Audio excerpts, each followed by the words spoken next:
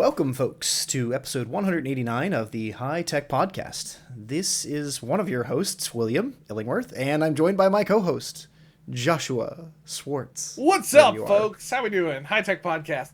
In 189 episodes, we have still not figured out an unawkward way to introduce each other in the beginning of the episode. I think it's the point. I think it's, well, yeah, I just want people to know this is not a scripted thing.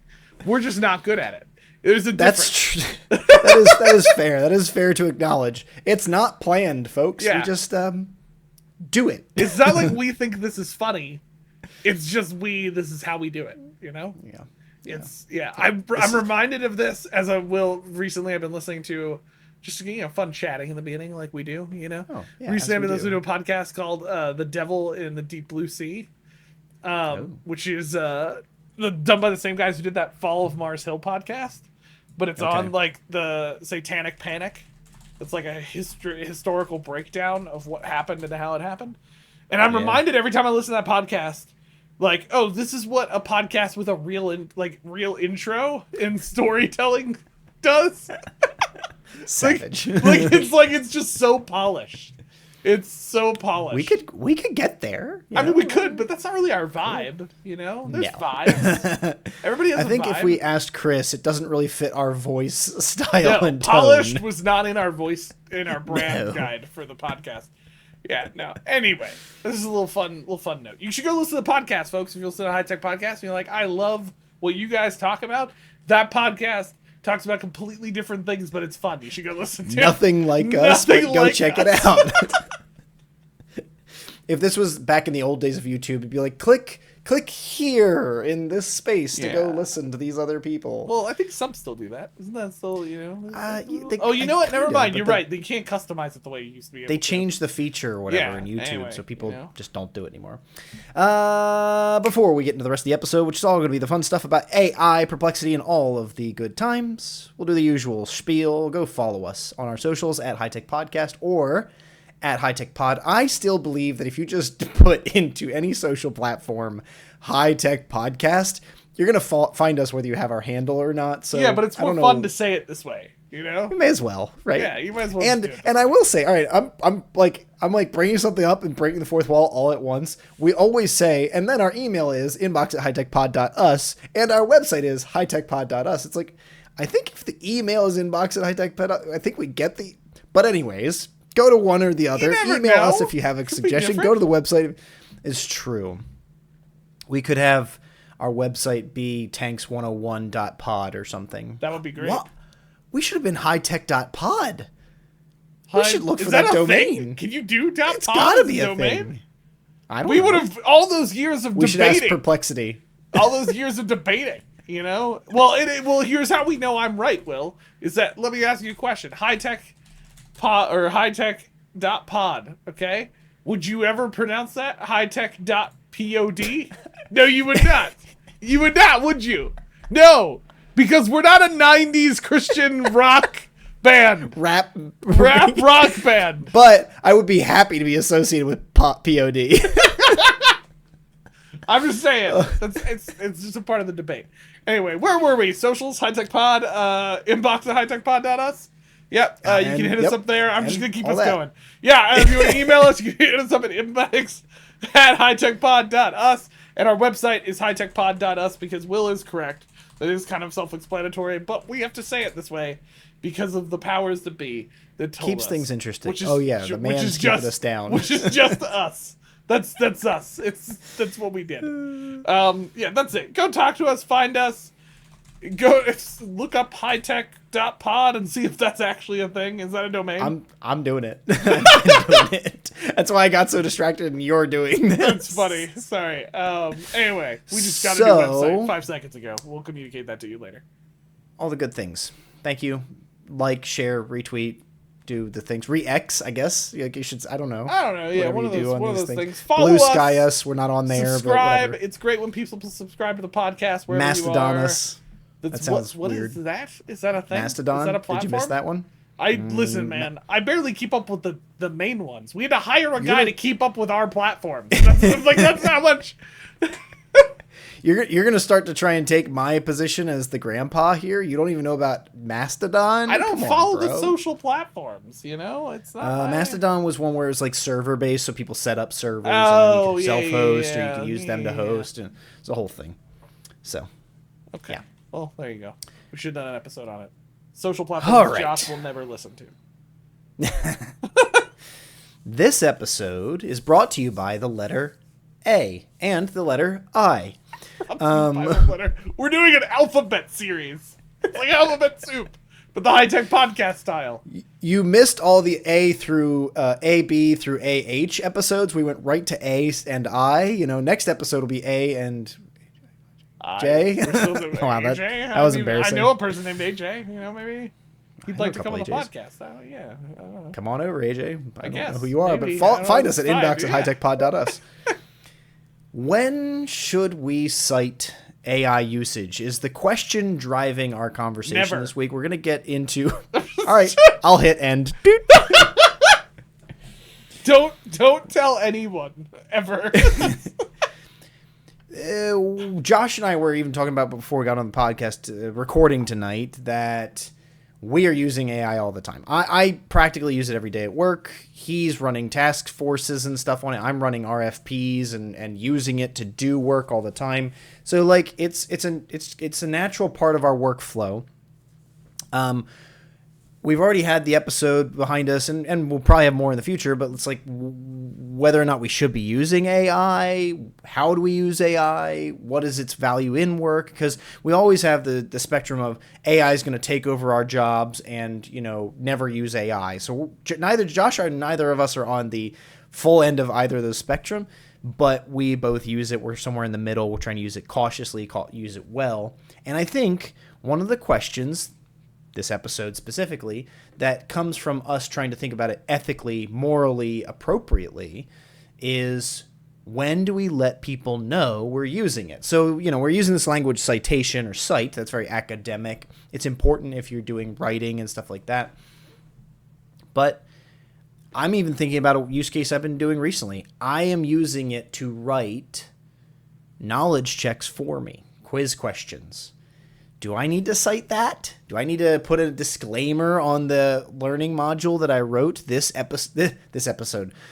compliance course, you know, used AI to generate it? It's almost like movies with the warning at the end of it. No animals were harmed in the making of this film. Do we have to put AI was used in the making of this module?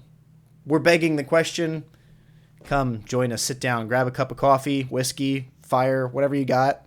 Fire. Grab a cup of fire?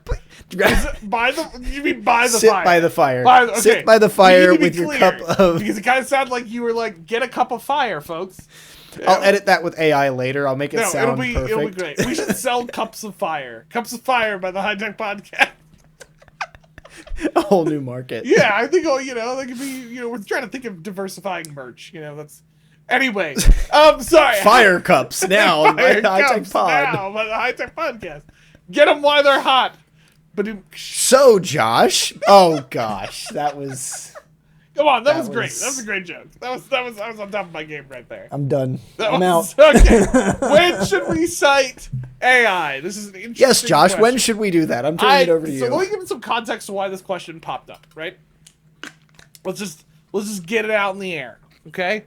Because we break the fourth wall on the podcast, and I'm pretty sure all of these people I'm about to reference don't listen to our podcast. If they do, I'm not referencing them by name, so here we go. But thanks for listening. Yeah, I was at a conference. Click subscribe, retweet, share. Hit us up at the inbox at hightechpod.us, and if we wronged you, we will send you a fire cup. We were at a conference. And there are obviously a ton of AI sessions because, you can't walk anywhere in education right now and not hear something about AI. You can't walk anywhere in the freaking world and not hear anything about AI for the most part. So there's a ton of AI sessions, and several were good. One AI session, though, brought up the presenter made a comment about writing reference letters with AI. And somebody kind of raised the question of, did you, first of all, is that ethical? And second, that's a different conversation. And Next week on the High Tech Podcast. Yes. And then the side question was, did you cite that use of AI? And the two presenters seemed very confused by this question. And from an education context, which I don't want to just stay focused on, but from an education context, it was kind of like, well, if we're asking students to cite AI, shouldn't we also be citing AI in things? Right. Which sparked a debate of when to cite AI that, was less helpful. So we're going to have a helpful debate here about how to cite AI. I don't know that Will and I really disagree, so it might not be a debate as much of a I can take the other side if you want. You can take the other side. I don't really know where we are. So, citing AI, and this is complicated for me, right? So, like, let's use the practical example of Will's example, creating quiz questions, okay? Yeah. At one end of things, you're using AI to create something, so it's been generated, right? But usually you're probably having those quiz questions be created from content that you already had, right? And so at one argument, one person might say, well, the AI created those quiz questions. The other argument could be, well, like you inputted some context into the AI from a learning experience side, and you inputted content, and AI just combined those and did that work for you. So, like, should you be citing? And this is where I think AI gets complicated, because it's not just as easy as saying, well, did AI create it or did you create it? Because at a certain level, when AI is being used well, in my opinion, it's a tool that's muddying those waters a little bit, because you're using it as a tool to kind of iteratively create something. And so AI is going to, at a certain element, create stuff. So I'm torn on some of these things about what it is. I think here's my just general take right now, which is, if you are presenting something as original to you, right? And you're presenting it that way, and you're presenting it as like original to you as like your opinion or your research or your book, like you're writing your things, then really at the end of the day, AI should be cited if it generated something in there, like it created an entire paragraph. Or like, let's use the reference letter as an example. My take on that example is, you are giving a letter to someone about your reference of someone else. And if you had AI write that entire thing and you just edited it, that's not just you presenting and that you're idea. Right to that's something you're pointing else at the creating source. Something. Yeah. You're pointing at the source material, right? Like, because I don't know if you have the context or no, like if you remember, or if they even said what happened in the session. But I'm like, if I'm thinking hypothetically, not in your context, but if I was thinking, I want this to write the reference letter for me, I would probably be, if I'm being lazy, take like the student's resume or some artifact from the student, give it to the AI and say, write a reference letter in a page about this person, use this name for me. And I would, that's what I would have it spit out for me. And at that point, I've done no work. I have not written anything. I have not edited anything. It's not my words. I've given it maybe something from the student, which I think is not ethical necessarily. You know what I mean? Like, I think that now the difference would be if I sat down and said to the AI, hello AI, I need to write a reference letter for a student named. I think that their great strengths are in this, this, and this. I feel like they could improve in this space, blah, blah, blah. Write me a one-page paper that expounds on that. Make sure not to make the weakness to whatever, but like, make it a soft weakness or whatever, and then bleh, and then it spits out a one-pager, and then I go through that and edit it. I'm a little more comfortable with that. I didn't take any of the students' work to generate it. I did all the instruction and prompting myself. And then B, I'm still planning to edit it on the other side. I think those might be the two spectrum of like, just put something in and have it spit something out. And then on the other side, like actually doing all the prompting and still doing all the editing. Yeah. That might be the two ends of the spectrum for this specific thing. But like in setting up that spectrum, right? Going back to my knowledge check, I am doing that. I'm taking my scripts, I'm taking our subject matter, I'm taking original content, I'm putting it in there, I'm giving it instructions on how I want the questions to be worded, a distribution of question types. I told it 60% this, 30% this, 10% that, like only 10% true false questions as an example, right? I'm giving it all that work, and then it's spitting out stuff to me. So it's just doing work for me that I would have done anyways. The opposite of that would be telling AI, just make me a 20 question quiz about GDPR and doing nothing else. That would be a problem, because now I can't even trust that the content is directly relevant to the content I wrote, or if it's even accurate. It's just going to be AI spit out. Yeah. So I think in both of those contexts, we can have a good way to do this knowledge check writing, and we can have a good way to do this reference letter writing. We have also bad ways. In my opinion, if you're following the good way for the knowledge check, you don't need to cite anything. There's nothing to cite. Yeah. And in my opinion, still, if you do the bad way with the knowledge check, you shouldn't even use it. It's like so. Well, yeah. There's so many risks with that. I think you're getting to an important point, which is like the origination of the idea, right? At the end of the, like at the reference letter side, in the defense of the person, that they didn't clarify exactly how they made the reference letter, right? So like, in their defense, they were taken off a little bit by the fact that this question was being asked of them very aggressively in the middle of their presentation. It was a little, so to their defense, I thought they handled that well. But they didn't clarify this. But like at the end of the day, if you, to your point, Will, didn't go and just grab a student's resume or whatever and information, but instead typed into the AI tool, like write a reference letter, can only be so long, and focus on these several points, and you write into the AI very quickly what those points are from your perspective, and then it takes those points and just reformats them into a well put together letter.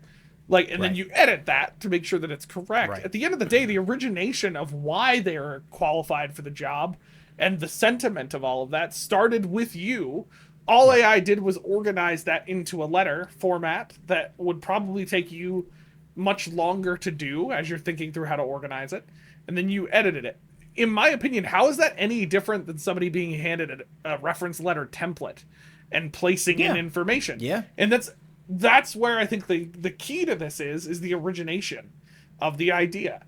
Is if you just went to, like, a good example, I've seen people do this. Like, they're asked a question. I saw somebody be asked a discussion question. I've talked about this on the podcast before about their opinion about something in instructional design. And they asked AI to answer the question for them. And then also blatantly said, I asked AI, here's the answer of what they gave me. That you were asked your opinion. Like, if you're going to use AI at any point in it, you need to actually cite it. Because you're presenting something as your opinion. Now, in the defense of the person, they kind of did cite it. They said, I found it here. Right. They missed the point of the discussion question, but they did cite it, right? So, like, that's a key point. And I think part of what we're sneaking around here and maybe even like developing as we process this is, if in one sense, if you need to cite AI, you're doing it wrong. I also think it's contextual, right? If you're in a higher ed class and you're writing a paper and some of that information comes from AI, like you didn't find it on your own and organize it, or the whole point of the paper is how you organize the writing. Like even in a history class, like writing a paper on history isn't just about getting the facts right. It's how you interpret and talk about it, right? If you had AI do anything of that, even the thing we're talking about right now with the reference letter or the quiz questions, you should still cite it, because at the end of the day, this does come down to origination, but it's about what is supposed to be originated. Right. In the reference letter, your opinion about the person is supposed to be originated, not the format of the letter or how it got organized. Nobody's going, oh, you organized this way, but you had AI do it. Now I don't believe the student is good at these things you said they were. Like, that's the problem. But in a paper for a class, where the whole point is, now not all papers for classes are like this, but many papers, the whole point is not just the subject matter, but how you organize it, how you deal with it. If you used AI to plug in a whole bunch of stuff that maybe started with you, but then AI organizes that into a clear, concise paper, you are claiming that organization of the paper, which is a thing that's supposed to also originated with you, but it didn't. It originated with AI. And that's where I think it all comes down to what level of origination are you being asked to do from yourself. Like, that's a complicated, I need to come up with a better pithy book podcasty way of saying that.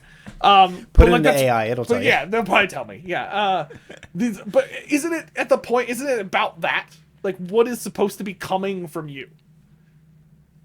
I do agree, and that's part of where I'd say, like, in the context of a reference letter, like, we're begging the question first on how would you cite or when should you cite. Like, if I got a reference letter, if I asked you, Josh, for a reference letter, and you used AI appropriately, let's just say in the most ethically possible way, you wrote a reference letter for me using AI, and then you put in the bottom of it, asterisk, I used AI to write this. Like, I don't want that reference letter, right? Like, I'm not going to send that to someone. So, you know, like, even though everything we did in that was good, right? You prompted it well, you wrote it, you edited it, but then you still put the asterisk at the bottom, like, I don't want it. I'm not going to use it. At the same time, like you're saying, in an academic context, it's like you can't you should not be considering doing academic work without citing your sources, even if those sources are AI. Yeah. Well, and like at the other end of that, right? Somebody might look at that argument and go, "Well, see, if you can't put it and feel comfortable with it, then you should be using AI." But like, imagine if somebody wrote a reference letter for you and said, "I used this template from this website." Right. Like, while all of us contextually would agree, the template's fine because it's a way to help organize your ideas, and you need to do this quickly. Well, is it? Like, I mean, I'm fine with it. Like, no, I'm thinking through. Like, I've had two instances. I've personally experienced two instances with reference letters where templates were used, and I'd say it was probably unethical. One, I was given one, and I was allowed to write my own reference letter from the template. Well, that's a problem. And You're then writing your own. That's different. The person signed it, but I wrote it. But again, and then the other one was, they're not the template itself.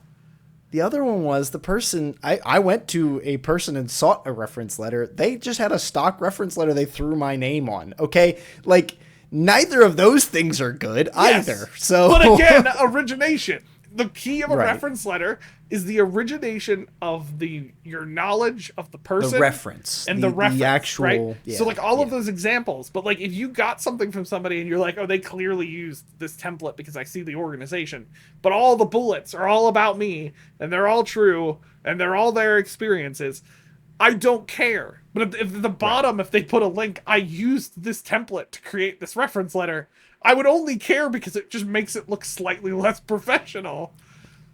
Exactly. But, like, and would my audience who I'm sending the reference letter to think I made it up? You know, it's like, no. So like, okay, like a perfect example, right, is, so let's go to another example that came out of this conversation that I thought was pretty funny. So this person also got, well, actually, I don't know if you know this one. I forgot to share this.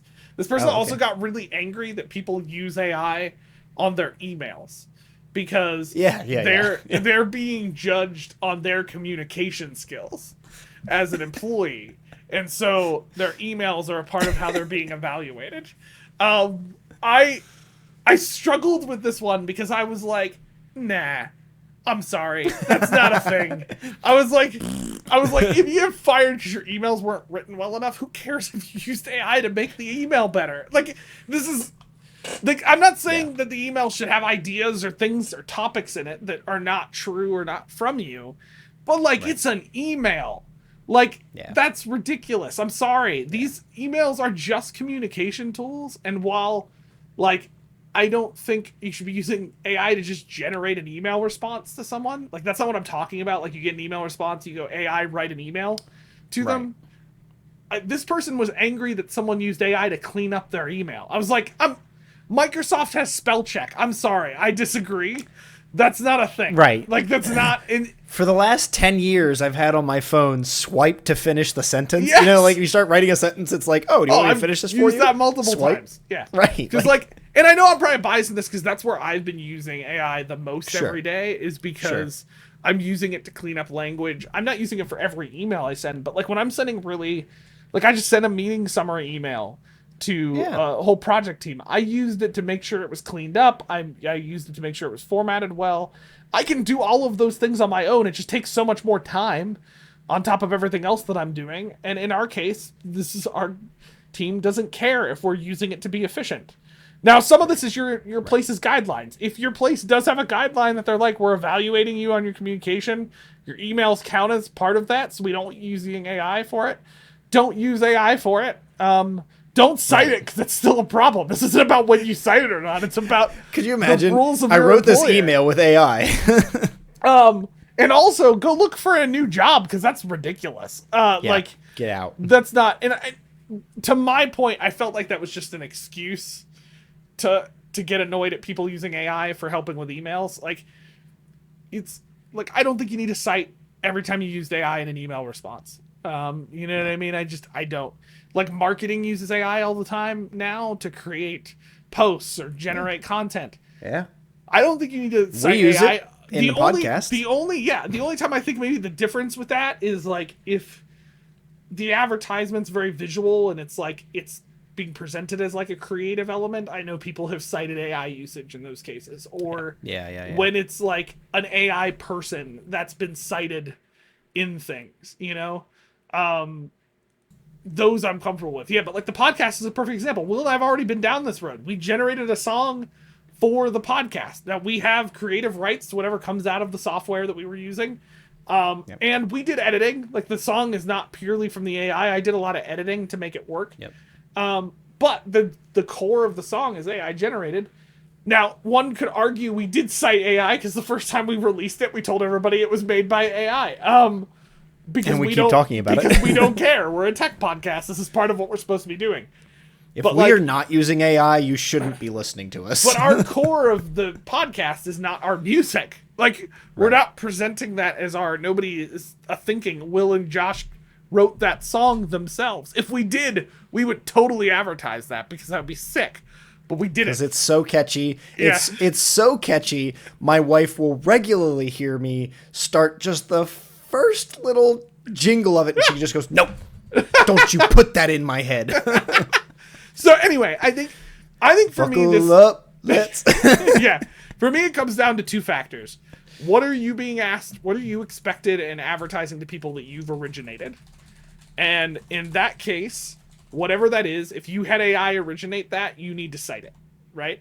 Academic work, you should err on the side of citing rather than not, just because a lot of academic work involves AI usage. Even like data gathering and stuff, like for people who are gathering reports or analytics or writing thesis or whatever based on data, and they used AI to aggregate that data. I would argue somewhere in there it needs to be cited that you used AI to aggregate that data. That might just be my opinion, but I think because the data is presenting a certain story, I think AI usage in those cases, in my opinion, it's better, safer than sorry to say that AI was used in the aggregation of that data.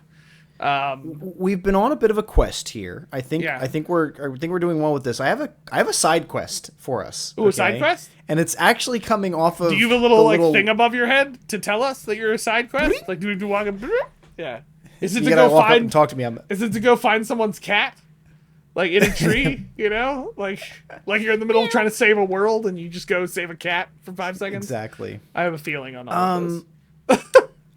It's coming off of my little bit about the reference letter. Like, so if you like in academics, we understand citations. They're at the end of the paper. They're in-text citations, whatever is required. APA, Chicago, MLA, blah blah blah blah blah. Turabian. That's not the question, right? Nice deep pull there. That was good. I've used a lot of citation systems. The side quest here is, if we are going to cite our use of AI in non-academic contexts, how should we do that? Right? Like where In big I'm letters joking at about the it, but top I'm of like, your email, write AI responded to you because I couldn't care to. is That's it your how you email say it. subject? Like, is Yeah. it the subject? Like AI AI. email? Is it the hello? This email generated by? Is it like an asterisk at the end? But like, so email's an easy one. But I'm Yeah. thinking like, when I'm building these e-learning courses, like, should it be like a credits thing? Like, should the end of the module or the opening of the module like, it's like, Yeah, I don't know. and we just have a couple examples, but it's a weird question. If we're gonna cite this, which I think is good, if we are using it to generate novel or originated content, but how do we do that now? Where do we put these? Well, citations? I think it depends on the situation, right? Like okay, like a perfect example of this. There were some Coke commercials recently that used AI, and they did have a disclaimer down at the bottom that appeared for a few, like a really decent time in the beginning of the advertisement that said this was used generating AI, or generated using AI. So like in creative, like video platforms like that, I think that's the same thing where you like put a disclaimer on things. Just like a little gray text, small gray text asterisk somewhere, right? I think the same thing with like data reports and stuff in your research or whatever. I mean, it's easy to just kind of put a disclaimer down there that like AI was leveraged in the process here. I think it just depends, right? Like in your e-learning courses, we've already argued you don't need to cite it, so I'm not sure you need a citation for the knowledge checks. For the knowledge checks, I'm thinking about another context. So last week, I had a situation where I'm building a video and kind of an onboarding, a welcome to the business video. And the speaker is a non-native speaker. So she does speak English, but it's not her first language. And her audience is non-native speakers, but everyone has to speak English because they work at the business. It's a hiring requirement or whatever. But we continued to struggle with writing our own script. Let's put it that way. It was a process that kind of kept going around and around and around, and no one was ever satisfied with the script that was being written. So what I said was, let's stop this cycle because it's not productive. When are you next giving this session live? We're trying to make a video to replace a live session. She said next week. I said, okay, record it. She records it. I said, give me the Zoom transcript. She gives me the Zoom transcript. I then take that transcript and I take the PowerPoint and I put them both into my company's LLM and I say, and I give it a lot of instructions. It took me like 15 minutes to write 3 paragraphs of instructions because it's a 40-minute recording, 40-minute transcript. Then I had it generate a brand new script for me with only like 2 or 3 sentences. I'm seeing a space here where I am using existing materials and remixing in a sense because I had it make a new script for me. But at the end of the day, the end product is an AI generated script. Like, is that something that should be cited? Should my new hires know that? See, but again, I don't think it matters because the content originated from the transcript of the Zoom session and a whole bunch of your other context that was provided into it. So at the end of the day, the origination of the content of the script was all created by you. Like at the end of devil's advocate, because I do agree with you, but devil's advocate, at the end of the day though, none of it's my words. I did the work. I actually took someone else's words. So like, should she get an attribution? But do we give attribution to SMEs and courses? We not typically. I mean, typically.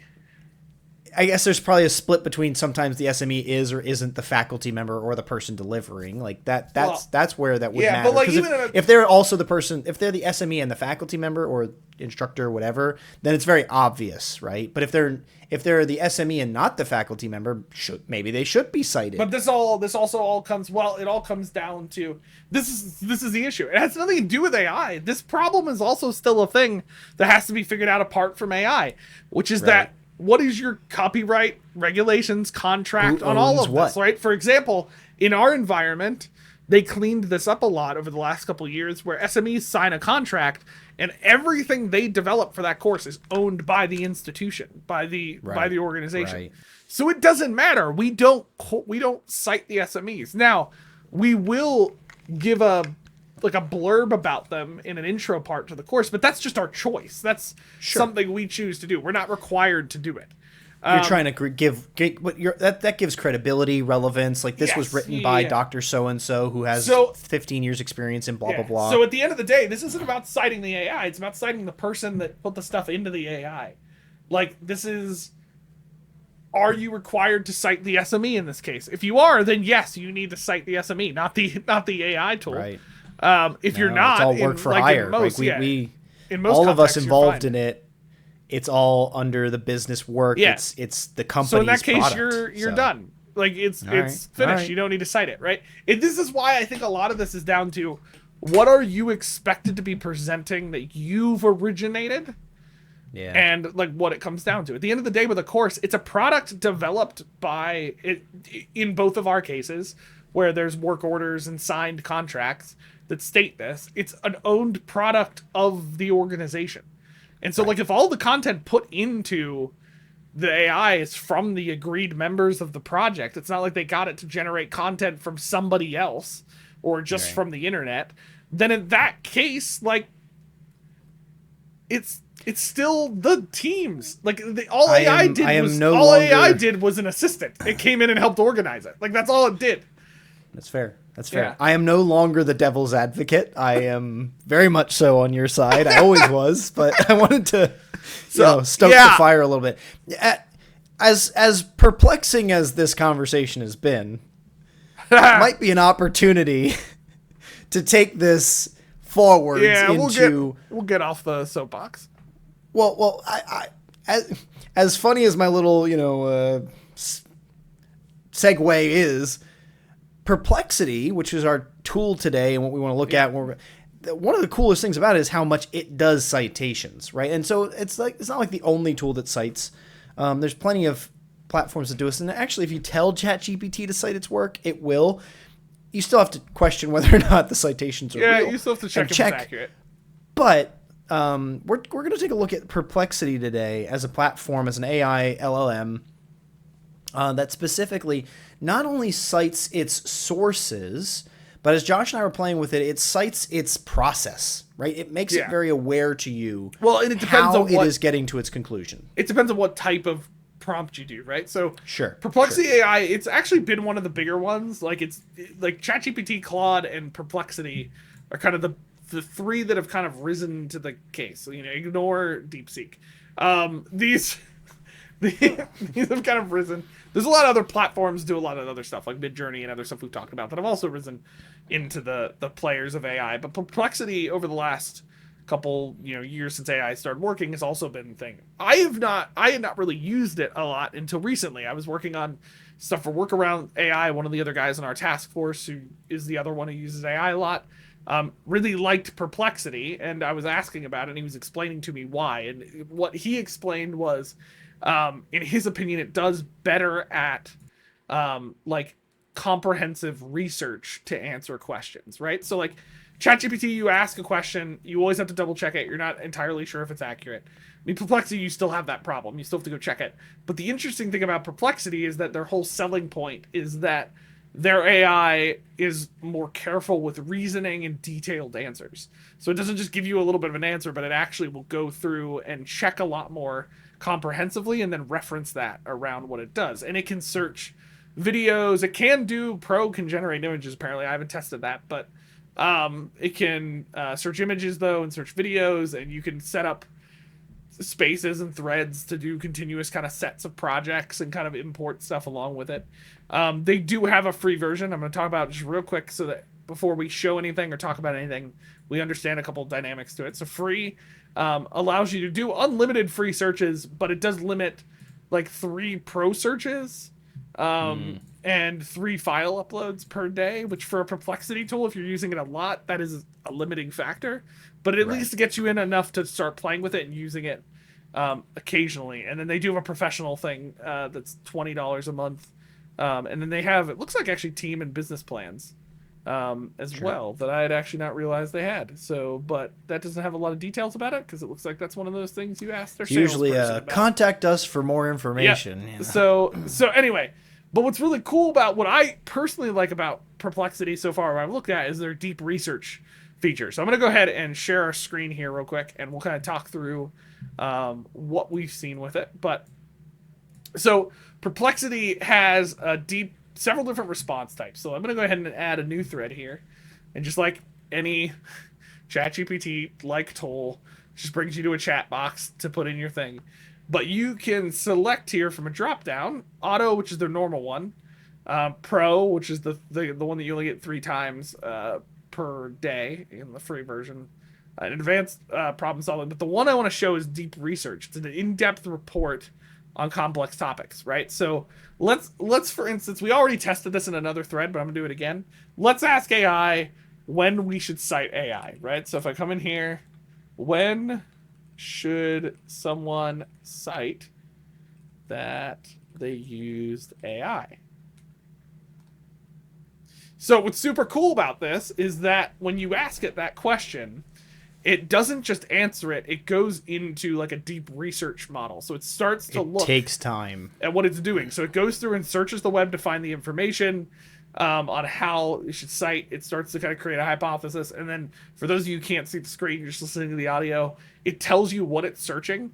So it's actually searching several different things. It's searching the phrase cite AI usage, when cite AI tool usage citation. So it's telling you all the different phrasings that it's searching across its resources. And then so it does some of that searching, it finds some resources and provides links to them.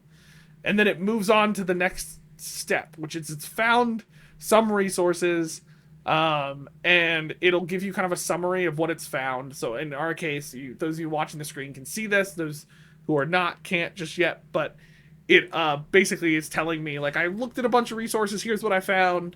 Based on what I found, it looks like there is some required, like, proper citation or acknowledgement, especially in academic work, should be required. But then it says, however, I'm still looking into some additional details. So it then provides me a breakdown to say it's searching on the internet the phrase disclose AI assistance academic. It's also searching when cite AI generated content, right? And so it's breaking down what it's looking for. It's kind of taking a hypothesis and running with it. And when it's done, it'll provide you, as those of you who can see the screen, see a finalized answer report, which is fairly long. Like it's several, it's got a reference list down here. It's pretty sick. And it's still generating, actually. What's really cool is unfortunately, in one sense, ChatGPT will just try to spit an answer at you as quickly as possible. The amount of time Josh was just detailing that and talking through the process, and even, for those not watching, right, he was kind of going kind of beat by beat, like as it was happening in front of him. Let's say it took 2 minutes. It actually took that much time. In one sense, it was only that much time. It did a lot of deep research, but it still took much more time than ChatGPT to process the information and work out this answer for us. And then, like we were kind of saying in prep here a second ago, it gave Josh all those steps, and it's kind of putting them under, like, I don't know, indents or headers or something that you can kind of click through and you can close them, minimize them, maximize them to see everything it did. But once it's done all of that research, which it holds on to, you can always go back and look at the 34 resources. Now it's giving Josh the answer, quote unquote, the answer. And it's paragraph by paragraph, but it's a lot of information that you can then check every step of the way what source is driving its answer. Josh has some of that on screen right now, but it's so cool that unlike GPT, which will even hallucinate and make sources up, everything in front of us is real. Yeah, and what's super cool about this is, so what Will's talking about, for those who can see the screen, if I click up here, it shows me all the steps it did, and I can click through each step and see where it pulled in resources. But Will, I've not even been paying attention to this when I was looking at it. It underneath that gives all the resources. If I click this plus 31 resources, right, it gives me a list. But check this out. If I don't like a resource that it's pulling in, like let's say I didn't like that it used, Grammarly. Let's say Grammarly is a great example, right? Because Grammarly may be motivated by a monetary gain to emphasize this or something, right? So let's say I don't like that, right? I can remove that source, and it will redo the deep research. So we'll go through the whole process again, excluding any data it got from that resource. Which, so what's cool about Perplexity is that, in my opinion, it opens the door a little bit for more careful interaction with AI as a fact-finding tool, than just something that answers your question for you. It answers your question, but it gives you access to everything it used to do that, so that you can dig into the context. You can dig into how accurate it is in its summary. You can dig into resources it used and be like, I mean, you're essentially like a professor grading AI. You're going like, did you give a good enough response? Like, and so that's pretty cool. Like, that's, I think, a really sweet way of using AI, where it is like a much more faster curated search tool, but it still can be used with good digital literacy, as opposed to like a ChatGPT that leans in the direction of ignoring digital literacy and just accepting my overly confident robot answer. Like, that's, and ChatGPT's gotten better about that over the last year, like, for sure. I'm not saying it hasn't. But at the same time, it was still trained on and maybe referencing things like Reddit, which has the possibility of having a credible source on Reddit, but Reddit altogether should not be considered a credible source. Yes. Right? You would have to go into every single Reddit post and validate the person posting it to determine if there's any credibility. That's where, like I remember at one point, one of the questions we were playing with, maybe, I think Reddit came up as a source. That's one I would immediately cut out. I would not want Perplexity, including Reddit or Grammarly. Those are two examples. I would not want those resources because Reddit is too much crowdsourcing, no credibility. Yeah. Grammarly has a money value, right? It's marketing itself by putting that kind of information out there. I wouldn't trust it as an authoritative source. So it's great. Like, because with ChatGPT, you can't necessarily know or control if it's using uncredible or incredible sources. You don't Incredible. know. Incredible would be control it. Would be awesome. Remember, the Incredibles. Amazing. They're superheroes. Awesome. There's Reddit. Yes. So this is where Reddit came up. I'd asked it about alt text with decorative images. Reddit, there's probably some people who know they're answering good. Like, listen, we've all found answers off Reddit, but like they're pointing to WCAG, like it's fine. Yeah, but. So they're pointing to WCAG, but like, there's more credible resources out there than Reddit, like the WCAG website itself.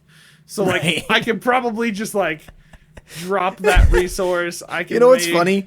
If it's, I see little numbers there. So Dubbot's 1, Reddit's 2, and I don't know. It might not be an order of priority. It might just be like order that it found it or something. But it is ironic to me that Reddit is number 2 and like W3 schools is 10. WCAG doesn't even show up. I don't think it was necessarily in order. I think it's just like what it found. Reddit's in several places apparently. Apparently this is a very detailed conversation in Reddit. So like, for instance, I'm going through here right now just finding stuff I don't really want. Like, Harvard's fine. I don't know what that site is. Let's remove it. ASU accessibility I'm probably fine with. This I'm fine with. HubSpot, well, that might be accurate. I want to remove that. So I could click remove 9 resources and it'll rerun the research for me. And then give me an answer based on those new resources, right? So that's pretty sick, in my opinion. That's pretty cool. So, Perplexity.ai. I think it's a really cool tool, especially for like academic research, different AI usages of that. I'll be honest, I'm probably going to be using it more now that I've seen some of what it can do. I have not actually used it a ton until just recently. So that thing cool. that you bought, was Perplexity a model in the thing? I don't know if it was. I have to go look. That's something to look into. If you got Perplexity through that, then it might have been. I'm not saying I'm clicking over there now just to see. While he clicks around, I mean, we married these conversations today because we think that not only is Perplexity great to show its work, but I think it helps us evaluate whether or not we should be showing our work. So, wrestle with that question with us. If you disagree, if you agree, if you want to take this further, slide into our inbox at hightechpod.us. We'd love to see your EMs. Are your emails there? EMs? Who has ever said your EMs in their entire life? I was trying to. We're about to say DM. Yeah, I know, but I think we're going to start this. So. Yeah. Slide into my EMs, folks. I think that should be a High Tech Podcast shirt. Pass. I'm just throwing it out there. You can get it a t-shirt. Yeah, t-shirt. You get a combo deal. You get that shirt with a fire cup, and really we got the best merch. in the world. Yeah, no. Yes, thank you everybody for joining us for this episode. As a reminder, next week, episode 190, we're going to be talking about saving time by building an AI work buddy featuring a tool called Dust. This is really going to be a will time. We're gonna get around the campfire with our fire mugs, and we're gonna listen to Will's breakdown of what they've been kind of doing. Will's been really looking into AI agents and how to build them, and I'm really excited about this. I just finished my look into Dust today, and I was pretty excited about how you can mention different agents in it. That's pretty sick. So Will's going to talk about how that works and how you end up building it. And it's going to be pretty sick. So make sure to check that out again next week, episode 190. A reminder, again, you can find us on all the socials at High Tech Podcast or at High Tech Pod. Email us at inbox@hightechpod.us. Slide into those EMs. And then find our website, hightechpod.us. I'm making this a thing. I'm making it a thing. I'm leaning in. You got me. It's going to be great. Anyway, folks, this is a great week. Thank you. It's a wrap on another week. Empowering minds. Embracing tech. Cheers. Cheers.